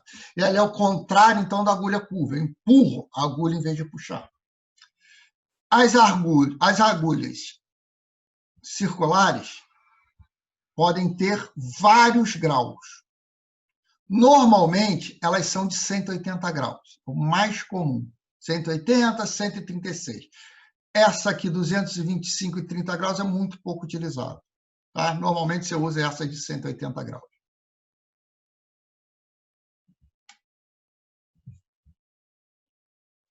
Então, como é que eu seleciono a minha agulha? Está lá, ó, acesso do tecido, tipo do tecido e, óbvio, o diâmetro do fio da sutura. Quanto mais grosso for o fio, mais grosso tem que ser a agulha. Quanto mais grosso for a agulha, mais trauma tecidual eu faço. Então, depende do tecido. Tecido com muita tração, o fio tem que ser mais grosso. Tecido com pouca tração, o fio é mais fino. Isso vale para qualquer raciocínio. Então, já estamos escolhendo o fio. O fio, a gente dá em número de zeros. Quanto mais zeros, mais fino ele é. Então, o fio 0, ele é grosso. Um fio 7, 8 zeros, ele é muito fininho. Guardem isso. Quanto mais zeros, mais fino é o seu fio. Aí eu tenho os fios absorvíveis e os fios inabsorvíveis. Fios absorvíveis são aqueles que são absorvidos depois de um tempo no tecido, ou por reação tecidual, por reação inflamatória, que é a própria reação cicatricial, como por hidrólise, que faz pouca reação tecidual. Óbvio que quando for por hidrólise é melhor, porque faz menos processo inflamatório. Eu tenho os fios Catigu, ácido poliglicólico, ácido poligalático e a polidioxanona. Vamos falar um pouquinho de cada um. Tem mais fio que isso? Existem muito mais fios absorvíveis.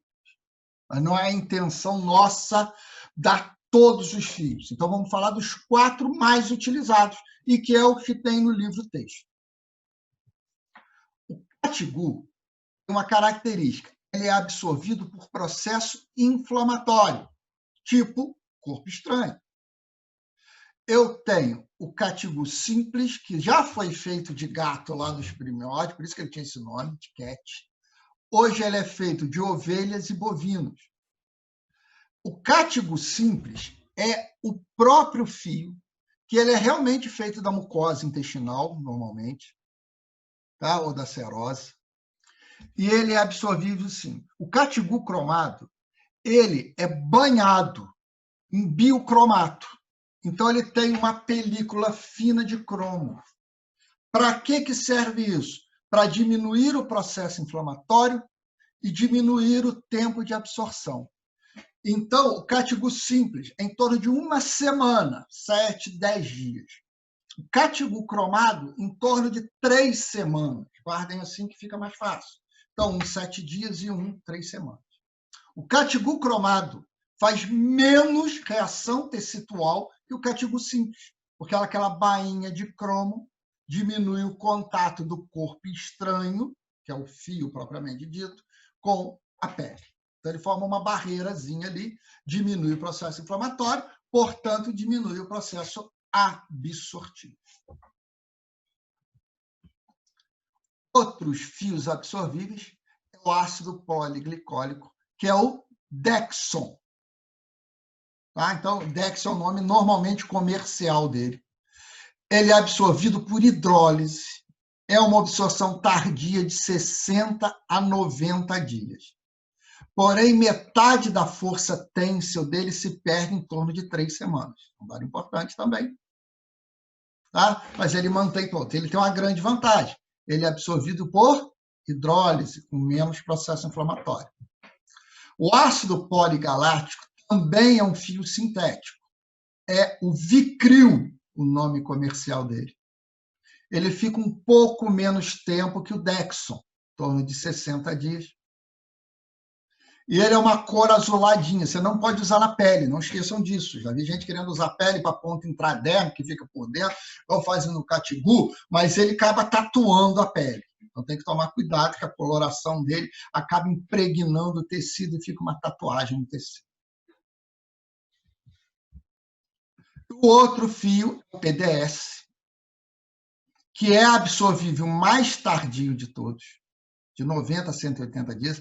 Ele é difícil manuseio, porque é um fio mais rígido, mais endurecido. Então, ele faz muita memória. O que é memória? Se você dobrar o fio e soltar, ele dobra de novo e fica na mesma posição. Por ser mais endurecido, ele é mais difícil de dar nó. O nó acaba soltando mais fácil, por isso que você tem que tomar muito cuidado. Tá? Mas é um dos fios mais usados. A grande vantagem dele é que ele é monofilamentar. O que é monofilamentar? Ele tem um filamento só. Ou seja, quando ele tem muitos filamentos, sim, as bactérias podem se alojar no meio do filamento. e aumentam a probabilidade de infecção na área da sutura, microinfecção em torno do fio. Aquele fio acaba perdendo a força têncil mais cedo e pode predispor à deiscência, em abrir meus pontos. Tá? Então, temos 4 fios que nós falamos para vocês absorvíveis. O catigu, que é um fio natural, que eu tenho simples e tenho cromado. Aonde que eu uso esses fios absorvíveis?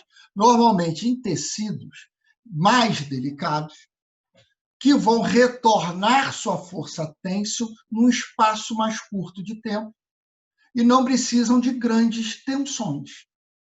Então, se eu pegar um catigu e dar o ponto no cotovelo do paciente, daqui a uma semana, esse ponto vai cair. Mas o cotovelo, que faz esse movimento aqui, ainda não está com a força têncil necessária. O que vai acontecer? Quando eu fizer isso aqui, ele vai abrir. Compensação, se eu der um ponto com catigu no fígado, que é um tecido delicado, não tem movimento, que é um tecido muito vascularizado, com uma semana a cicatrização dele já está normal, então não tem problema aquele fio absorver. Então, tecidos muito vascularizados, com pouca força têncil, você usa o fio absorvível. Qual é a vantagem do fio absorvível? Que ele vai desaparecer em determinado momento e deixa de ser um corpo estranho. Não importa se o tecido é profundo, se o tecido é superficial. É isso. Está escrito no livro de vocês, por isso que vocês ficam um pouco confusos. Então, eu quero que vocês esqueçam um pouquinho desse tecido superficial e tecido profundo. Depende do que você está fazendo. Tá bom? Agora, os nossos fios inabsorvíveis. O inabsorvível é aquele que vai ser mantido no paciente, na grande maioria das vezes, para o resto da vida dele. Seda, algodão, poliéster, nylon e polipropileno. Tem mais fio que esse? Claro que tem muito mais fio. Mas esses aqui nós vamos nos ater, que são os fios principais que a gente utiliza.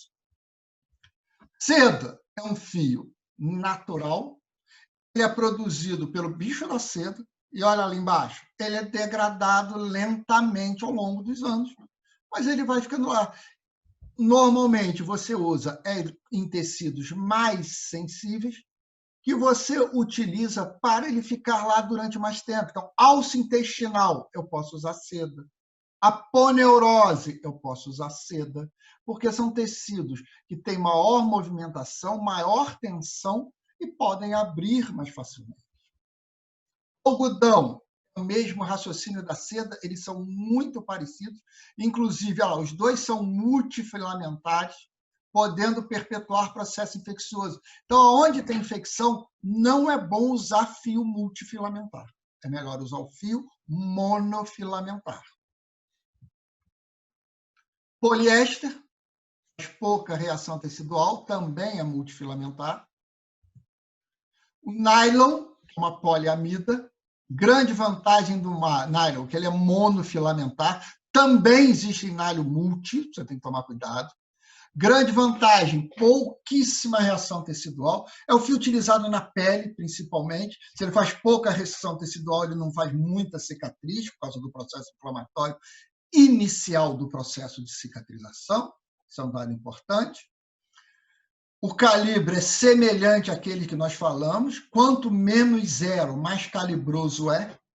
Então, ponto na pele. Vou usar uma agulha, que eu posso usar reta ou curva, mas normalmente bordas cortantes, e depende aonde eu vou suturar. Área de tração, palma, cotovelo, sola do pé, joelho, quer dizer, região plantar, joelho, quer dizer, áreas de tração, eu vou usar um fio mais calibroso. Por quê? Porque se eu usar um fio fininho na palma da minha mão, esticar a palma da minha mão, o fio fino não corta. Então, tem que ser um fio mais grosso. Tecidos mais delicados, com menor área de tensão, eu uso fio mais fino. Exemplo, pálpebra. Pálpebra é bem, ó, não tem tensão nenhuma. Você vai utilizar um fio ali mais fininho, que faz menor reação tecidual, portanto, uma cicatriz mais estética. Polipropileno, que é o Prolene é um fio monofilamentar, faz pouca reação tecidual, é utilizado em tecidos mais profundos. Está vendo como é que eu acabo me traindo quando eu falo superficial e profundo? Igual no livro da gente. Exemplo, aponeurose. Então, pele subcutânea, aponeurose. Na parede, a aponeurose é mais profunda. Mas se eu estou operando o estômago, a aponeurose é superficial, ela está lá em cima. Então, a aponeurose, que é um fio uma área mais tensa, eu uso normalmente um fio inabsorvível. Posso usar nylon? Posso. Posso usar seda? Posso. Posso usar algodão? Posso. Mas o nylon e o prolene faz menos reação tecidual que os fios naturais. Normalmente, fios naturais fazem mais reação de corpo estranho. Por isso que eles são piores. Existe utilização de próteses, que pode inclusive ser biológica. Exemplo clássico é a válvula cardíaca. Você tem a válvula biológica e a válvula mecânica. As válvulas biológicas normalmente usam pericárdio bovino e de porco. As sintéticas são as próteses. Prótese clássica, que todo mundo já ouviu falar, prótese de silicone, que eu uso em mamoplastia. Quer dizer, plastia é moldar a mama, eu faço uma mamoplastia para aumentar de tamanho. Eu tenho telas para usar em cirurgias de hérnia, por exemplo, que eu implanto uma tela na área do tecido que está doente para evitar a herniação novamente. Tenho vários, todos eles inabsorvíveis. Próteses metálicas, posso usar em cirurgia óssea. E agora, a sutura que eu vou escolher. Isso é um outro detalhe. Tá? Uma coisa que é importante. Então, você vê, tudo é questão de escolha. A sutura, primeira coisa, o ponto não pode ser apertado. O ponto é o suficiente para aproximar as bordas da ferida. Delicadamente, o processo cicatricial poder atuar. Se você aperta muito o ponto, você começa a comprimir a vascularização, diminui a irrigação sanguínea na área da sua sutura. Então, você prejudica a sua cicatrização por causa da isquemia. Então, o ponto é aproximar o suficiente para afrontar as bordas da ferida. Tenho vários tipos de sutura. Vou mostrar alguns para vocês. Quando a gente voltar à aula presencial, nós vamos treinar esses pontos todos. Vários tipos de sutura. Pontos separados e pontos contínuos. Vamos mostrar um pouquinho de cada um enquanto que a gente fala. Tá? Então, sutura contínua está aqui, chuleio, barra grega, intratecidual, tal. Vou mostrar agora, que acho que é melhor a gente sair mostrando do que falando. Ponto simples, olha, agulha cilíndrica. Se é na pele, borda cortante. Dependendo da área de tensão, maior tensão, fio mais grosso, tem menos 0. Área sem tensão e mais estético, fio mais fino. Tá? Então, não adianta eu querer passar um fio fino no cotovelo para ficar mais estético, porque não vai ficar, porque quando ele dobrar o cotovelo, o ponto vai abrir e a sutura vai abrir também. Então, agulha cilíndrica, você faz o ponto obedecendo a curvatura, é uma curvatura de 180, obedecendo a curvatura. Normalmente, pele, então, agulha cortante, não é cilíndrica, porque ela corta melhor esse tecido. Eu passo de um lado e passo no outro e faço amarração simples, pontinho simples. O ponto em U horizontal, que é exatamente um U, você entra aqui, sai aqui, entra aqui, sai aqui e amarra aqui. Então, é um U. Aqui, eu acabo fechando o U e meu U vira um O. Mas, inicialmente, a passagem do ponto em U. Esse é um ponto mais hemostático.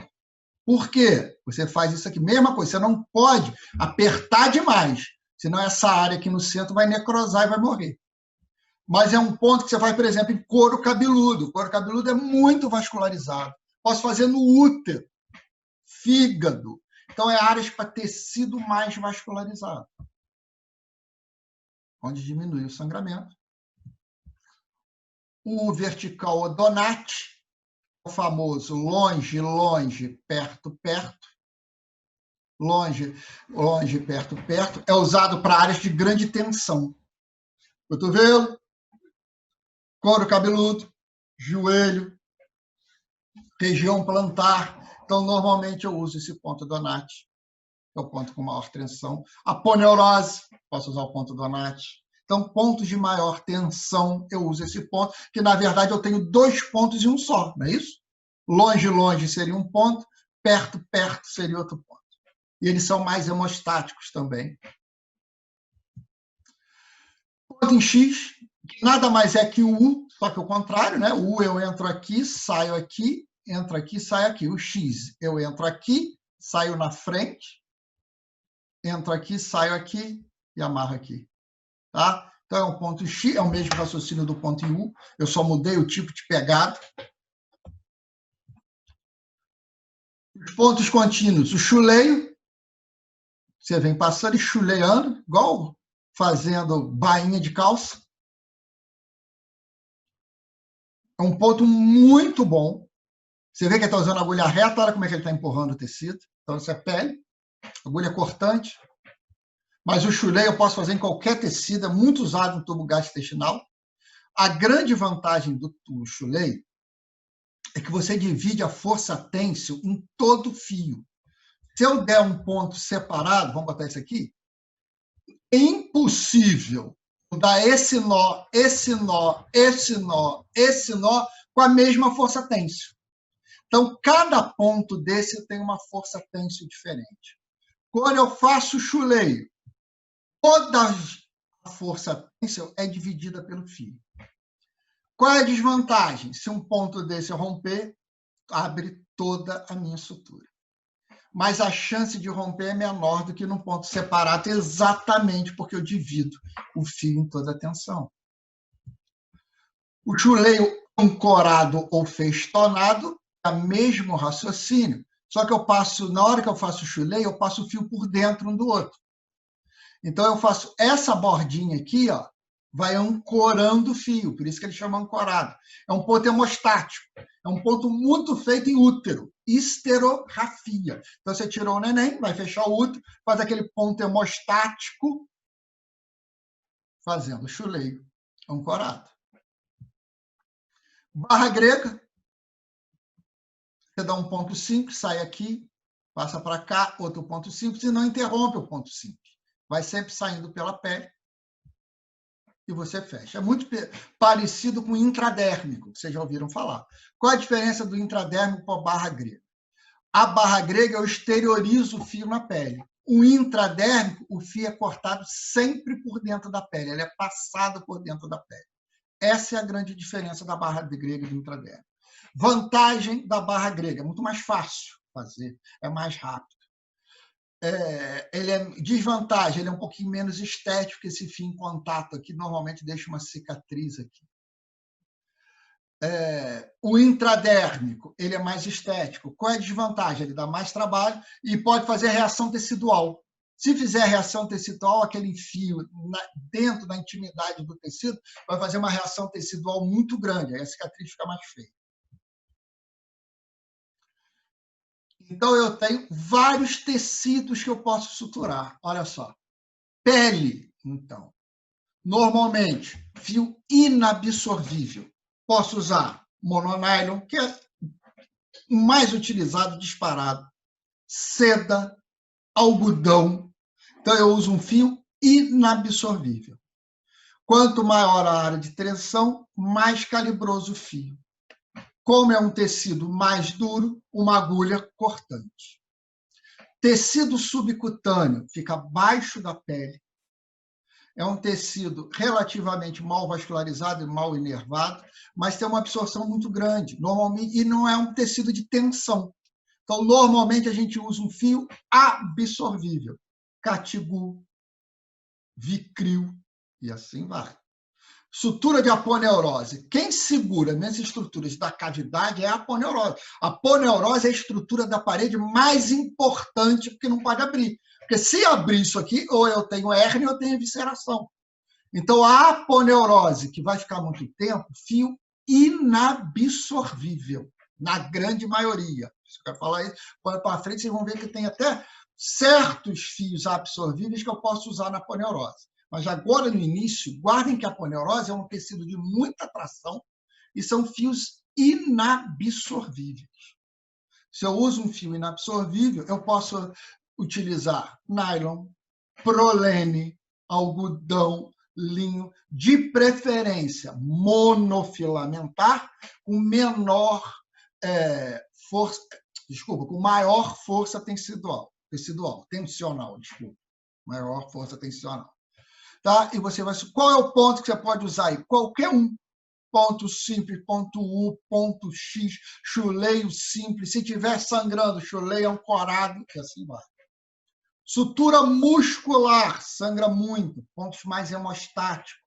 Muito vascularizado, fio absorvível, catigu, ácido poligalático, ácido poliglicólico, agulha cilíndrica, curva, dependendo se o músculo é fininho, superficial, fio fino, se o músculo é mais grosso, fio grosso, e assim vai. Vasos e nervos. Imagina eu passar agulha cortante, vai vazar sangue em volta de onde eu passei o ponto. Então, agulha cilíndrica, delicada, fina. Se ela tem que ser fina, o fio tem que ser fino. Tá? Você vai passar um fininho mais fino. Sutura do tubo digestivo, normalmente fio inabsorvível, agulha delicada e assim vai. Posso usar também grampeadores, hoje existe isso, com as suturas mecânicas. Então, a gente olha aqui, ó, várias lesões. Pele, plantar, dorso do pé, face, mesmo tecido. Força têncil diferente. Então, aqui na região plantar é fio grosso, nylon, 0, agulha cortante. Na face, vou usar o nylon, 5 zeros, 6 zeros, mais fino, para ficar com menos reação tecidual. Então, isso é um dado importante. Quando que eu retiro o fígado? Quando que eu retiro o fio da minha sutura? Quando que eu vou retirar isso? Quando minha cicatriz estiver sem secreção, sem edema, uma cicatriz sequinha, tiver local da ferida já sem tensão excessiva, quer dizer, aquela pele já diminuiu, já está frouxinha ali em cima.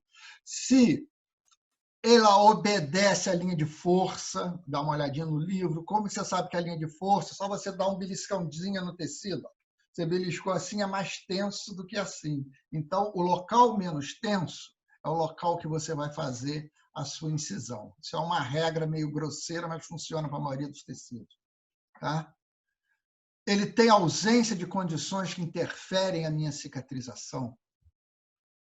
Tipo de tecido aguenta essa resistência têncil? Qual é a tensão têncil que será submetida? Então, isso tudo você tem que levar em conta. Mais ou menos. Face. Não tem força têncil nenhuma. Qual a força têncil da face? Pescoço. Então, você deixa por menos tempo. Você pode tirar um ponto de supercílio com 3 dias apenas. Tá? Couro cabeludo, em torno de 1 semana. Regiões mais tensas, aqui, ó, palma, planta e articulação, você retira o ponto com em torno de 14 dias. Lógico que isso tem exceção. Então, por exemplo, vamos ver, abdômen, ele fala para tirar em torno de 1 semana. Eu fiz uma colectomia num paciente muito obeso, por neoplasia maligna. Então, o paciente tem neoplasia maligna, que é uma doença consumptiva, diminui os fatores de cicatrização, e ele era muito gordo. Então, aquela tensão no tecido era muito alta. Eu não tirei com 1 semana, porque esse ponto podia abrir. Eu tirei esse ponto com 14 dias. Esperei mais 1 semana para retirar os pontos. Por isso que eu falo, não adianta a gente querer uma regra pré-a gente vai falar, eu tiro o ponto ou eu uso só isso. Não. Cada caso é um caso e cada caso tem que ser avaliado de maneira diferente. Mostrando, então, ó, uma incisão, ó, pele, subcutâneo, a aponeurose aparecendo aqui, essa bordinha mais esbranquiçada, músculo, e aqui uma estrutura na cavidade sólida, pode ser o fígado ou o baço. Tá? Então, é uma abertura desse tecido de hélice. E aqui, ó, pele, tem força tensa, vamos fechar com nylon. Subcutâneo, não tem força tensa, tá? Vamos fechar na ordem certa, né? De baixo para cima. Peritônio, muito vascularizado, pouca força tensa. Normalmente a gente fecha com catigu, tá? Que é um fio absorvível. Peritônio se cicatriza tão fácil que hoje a maioria dos serviços não sutura mais o peritônio, que ele se aproxima espontaneamente. Nosso serviço daqui do hospital não sutura mais o peritônio. Músculo, ó, músculo exposto, pontinho U, ponto em X, sangra muito, delicada, agulha cilíndrica. Aponeurose, tecido mais rígido, agulha cortante, ponto, rotina do nosso serviço, chuleio, pode fechar ponto separado, ponto em U, ponto em X. Tecido subcutâneo, normalmente pontos separados, simples U e X, fio absorvível, agulha, é bem mole isso aqui, agulha cilíndrica. Pele, ponto simples, ponto chuleio, ponto donate, se tiver com tensão. Tá? Mononylon, quanto mais tração, maior o calibre do fio. Mostrando aqui a sutura, ó, agulha cilíndrica. Poneurose, agulha cortante. Está usando, ó, um fio mais escuro aqui, está usando o Vicryl. O Vicryl é um fio absorvível tardio. Vocês viram lá em torno de 60, 80 dias. Então, a maioria dos serviços usa um fio absorvível de absorção lenta em tecidos de tração, por exemplo, a poneurose. Classicamente, teoricamente, é fio inabsorvível, mas eventualmente você pode usar um fio absorvível. Aqui, ó, o subcutâneo aproximado, você nem vê o ponto. Normalmente o catiguzinho, ponto simples. O ponto da pele, um ponto endonate, longe, longe, perto, perto. Ele está suturando a lesão.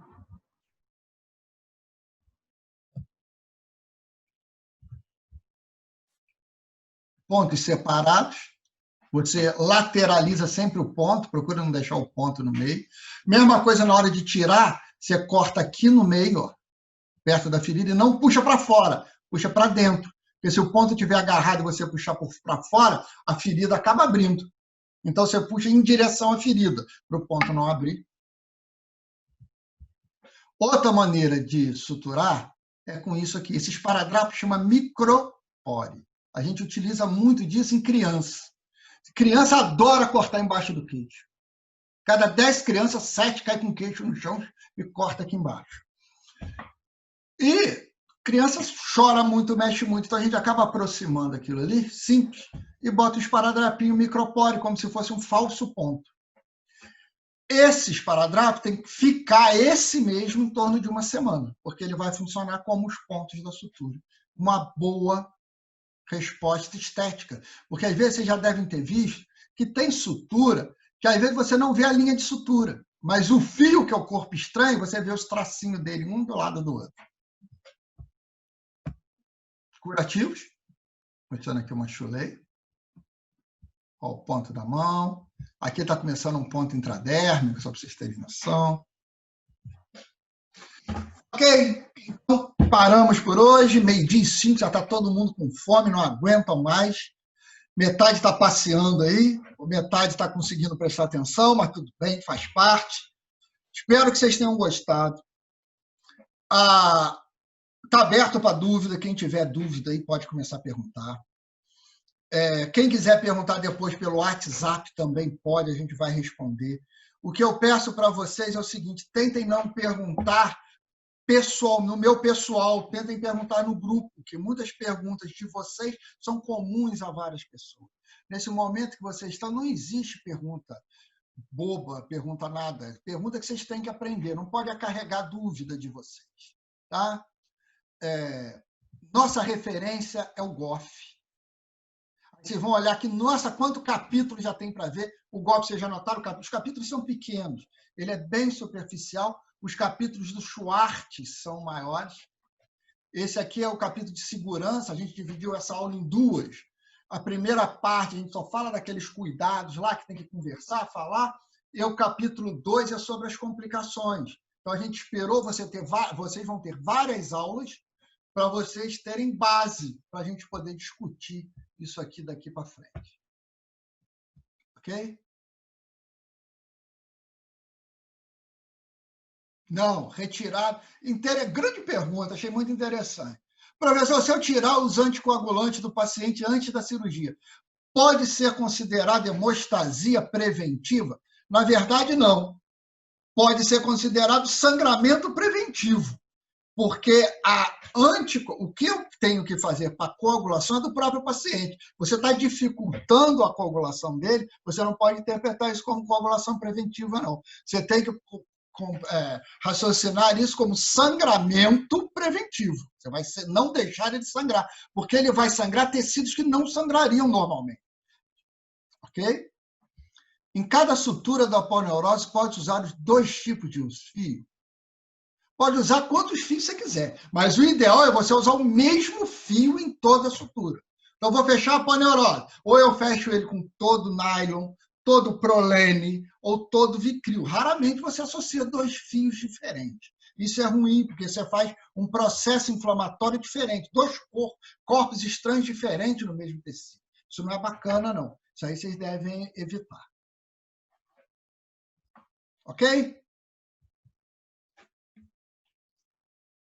O prolene é um fio inabsorvível. Normalmente, o clássico do prolene é para aponeurose. Posso usar em outros tecidos também. A grande vantagem do prolene é que ele é monofilamentar. O que é ruim do prolene? Aquilo que eu falei, o nó é ruim. Você pode usar o prolene em vaso sanguíneo, é um fio de escolha, porque ele é mono. Se você usar um fio multifilamentar num vaso sanguíneo, pode estimular a cascata de coagulação, aquele multifilamentar. Lembra que é um corpo estranho. Então, o monofilamentar, que faz menos reação tecidual e diminui essa formação de trombos no vaso. Então, o prolene é muito usado no fio. Prolene é muito usado em serose de alça intestinal, principalmente na presença de infecção, e aponeurose. São fios inabsorvíveis. Lembra que a serosa da alça dá uma tensão muscular. Apesar que a principal parte da alça que segura a alça é a camada muscular. Ok? Vamos ver se tem mais alguma aqui que eu deixei.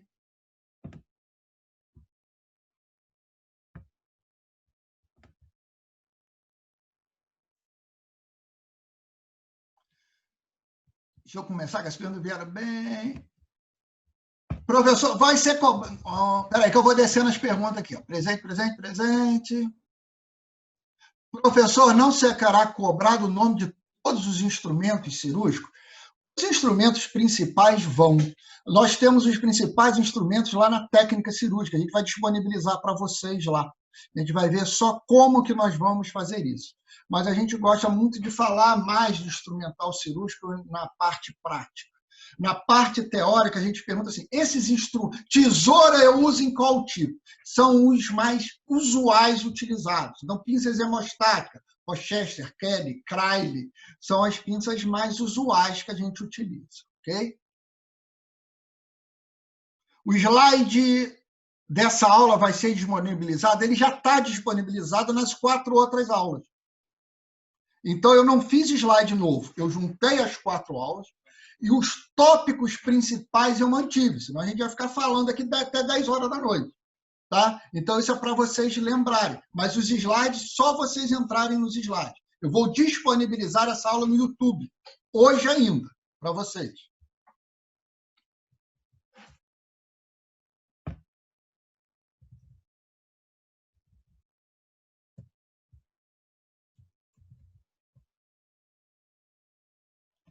A vantagem do ponto separado em relação ao contínuo. Na verdade, o raciocínio é o seguinte, o ponto separado ele é mais seguro para o cirurgião ao ponto que, se abrir um fio, o outro está segurando, os dois lados estão segurando. Então, essa é a vantagem do ponto separado. Qual é a vantagem do ponto contínuo? Ele é mais rápido de fazer, ele é mais fácil de fazer e, principalmente, a força têncil é dividido em todo o fio, porque é um nó só, você começa com um ponto e acaba com um ponto. Então, a chance do ponto abrir é menor. Qual é a desvantagem? Apesar do ponto abrir é menor, a chance de abrir tudo é maior que no ponto separado. Então, a gente escolhe. Normalmente, a gente usa ponto contínuo, o tempo todo. A maioria das suturas, ponto contínuo. Porém, se o paciente tem alguma probabilidade de déficit de cicatrização, neoplasia maligna, obesidade mórbida, a gente acaba optando por pontos separados. Ok?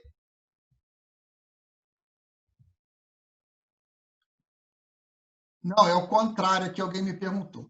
Quanto mais... Ah, não, tá certo. Quanto mais zeros, mais fino é. Então, o fio 12 zeros, por exemplo, é para cirurgia de esclera. Você tem que enxergar no microscópio. Você mal consegue dar ponto com ele. Então, você tem que enxergar no microscópio. O fio com menos zero, fio 0, é o mais grosso. Tem fio 1, tá? Que ele é muito grosso. Tá? O Vicryl é o mais utilizado em quais tecidos? O problema inicial do Vicryl é que era multifilamentar. Então, ele contraindicava. E ele era absorvível tardio. Qual é a grande vantagem do Vicryl? Que é o ácido poligaláctico. Ele é absorvível por hidrólise. Ele faz pouco processo inflamatório. Ele é absorvível muito tardio. Tá? 60, 90 dias na maioria dos livros. Então, muitos cirurgiões, no qual nosso serviço, o professor Nilson, eu, o professor Aline, Lucinei, nós usamos muito esse fio, que é o Monocryl. Você pode usar em todos os tecidos, todos, sem exceção. Lembrando que em tecido de maior chance de abrir, por exemplo, a poneurose em desnutrida, ele não é bom, porque às vezes esse processo tenso vai levar 6 meses para recuperar, e até lá o fio já foi embora, aumenta a chance de hernia incisional. Na pele, ele também não é bom, porque ele pode tatuar a pele.